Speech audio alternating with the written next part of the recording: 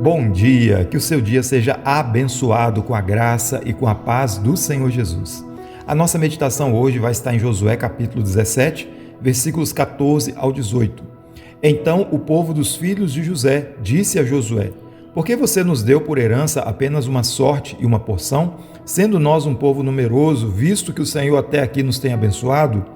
Josué respondeu: se vocês são um povo numeroso, subam à floresta e abram ali uma clareira na terra dos ferezeus e dos refaíns, visto que a região montanhosa de Efraim é estreita demais para vocês. Então os filhos de José disseram: a região montanhosa não nos basta, e todos os cananeus que vivem na planície têm carros de ferro, tanto os que estão em Bet-Seã, nas suas vilas, como os que estão no vale de Jezreel.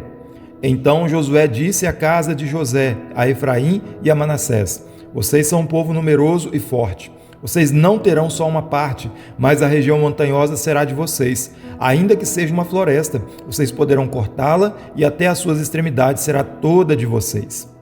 Porque vocês expulsarão os cananeus, embora eles tenham carros de ferro e sejam fortes.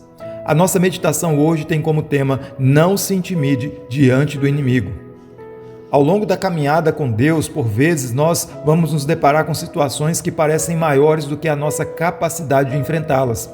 E foi exatamente isso que aconteceu com a tribo de José, que ao olhar para os desafios à sua frente, ele destacou a força dos inimigos e os carros de ferro que eles possuíam.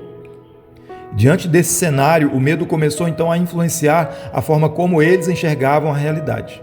Porém, a resposta de Josué não foi de concordância, mas de encorajamento.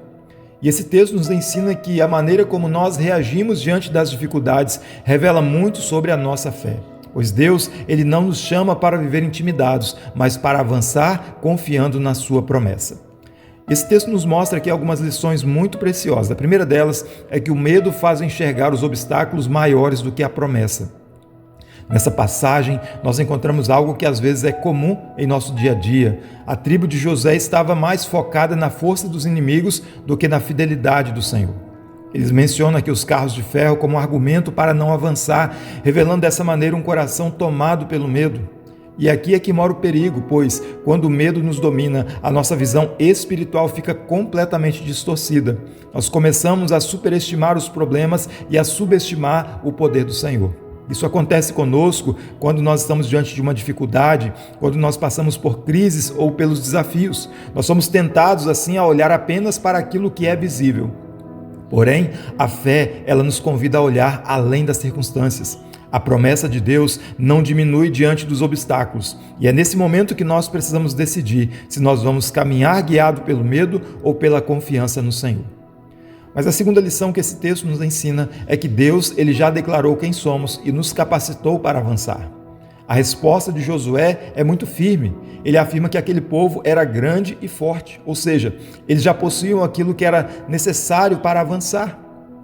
Muitas das vezes, o problema não está na falta da capacidade, mas na forma como nós enxergamos a nós mesmos.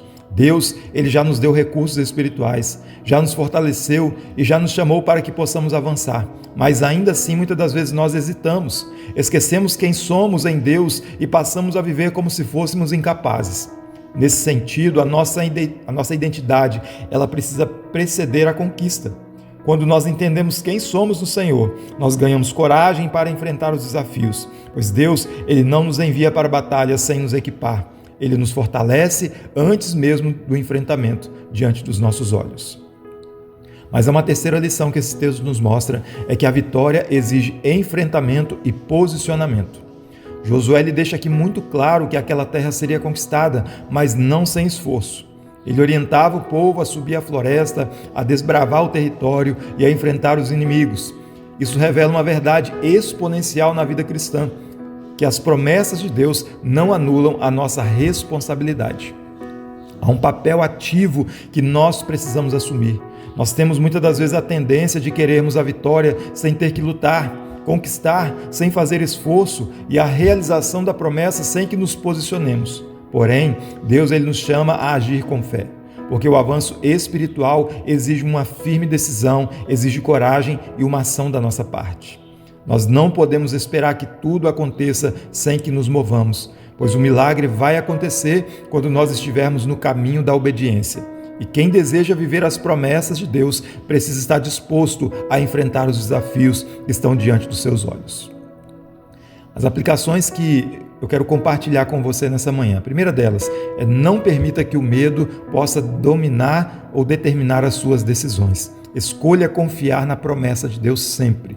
A segunda aplicação é que você precisa se lembrar quem você é em Deus, ou seja, no Senhor, e das capacidades que Ele já colocou em você. E a terceira aplicação é que você possa dar passos práticos de fé, enfrentando aquilo que muitas das vezes você tem evitado enfrentar. E a conclusão que nós chegamos nesse texto é que diante dos desafios sempre haverá a opção de recuar ou avançar. O medo tenta nos paralisar, mas a palavra de Deus ela nos encoraja a seguir em frente. A mesma voz que falou com aquele povo continua a nos dizer hoje: você é capaz de vencer.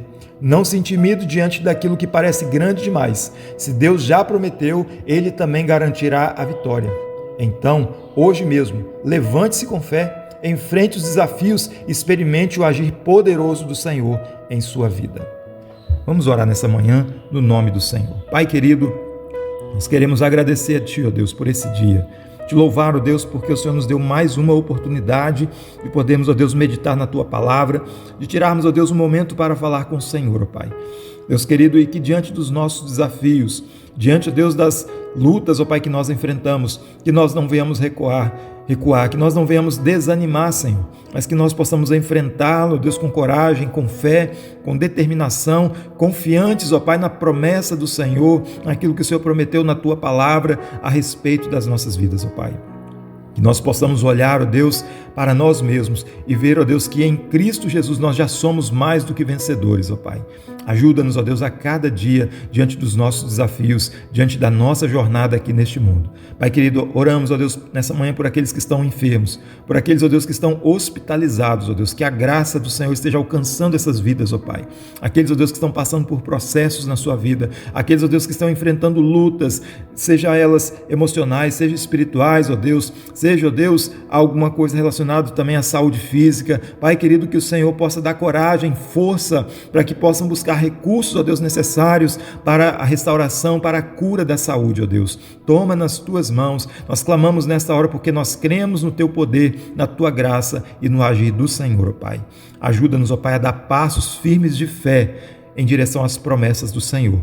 Assim nós oramos, ó Deus, confiantes em tudo aquilo que o Senhor tem feito e em tudo aquilo que o Senhor fará para a glória do Teu nome, no nome de Jesus. Amém.